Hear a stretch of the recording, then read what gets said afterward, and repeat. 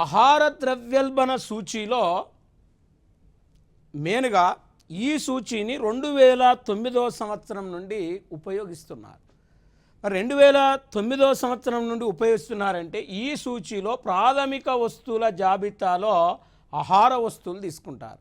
అంటే ప్రాథమిక వస్తువుల జాబితాలో ఆహార వస్తువులు తీసుకొని 14.34% భారితమిస్తారు. 14.34% భారితమిస్తారు. తయారీ వస్తువుల జాబితాలో ఆహార ఉత్పత్తులకు ఇక్కడ 9.97% ఇస్తారు. అంటే ఇక్కడ ఆహార వస్తువులు ఆహార ఉత్పత్తులు తీసుకుంటారు. ఆహార ఉత్పత్తులకు తేడా ఏంటి అంటే ప్రాథమిక వస్తువుల జాబితాలో ఆహార వస్తువులు, తయారీ వస్తువుల జాబితాలో ఆహార ఉత్పత్తులు.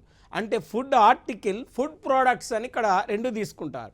ఫుడ్ ఆర్టికల్కి, ఫుడ్ ప్రోడక్ట్కి, ఆహార వస్తువులకు, ఆహార ఉత్పత్తులకు మనం తేడా చూస్తే పాలు కానీ, పెరుగు కానీ, వెన్న కానీ, జున్ను కానీ, నెయ్యి కానీ, పండ్లు కానీ, కూరగాయలు కానీ, తేనె కానీ ఇలాంటి వస్తువులను, మటను, చికెను, ఎగ్స్ ఇలాంటి వస్తువులను ఆహార వస్తువులు అంటారు.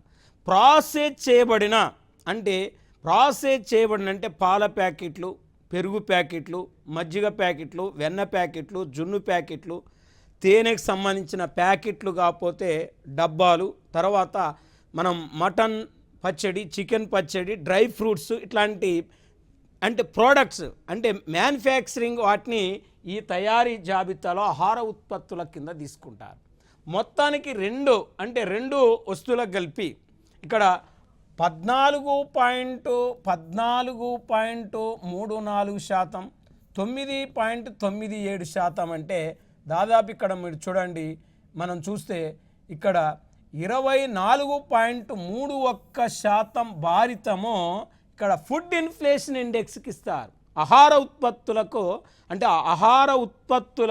9.97, ఇక్కడ ఆహార వస్తువులకు మరి 14.34 రెండు కలిపితే ఆహార ద్రవ్యోల్బణ సూచీకి ఇచ్చే వెయిటేజీ ఎంత అంటే 24.31% ఇస్తారు.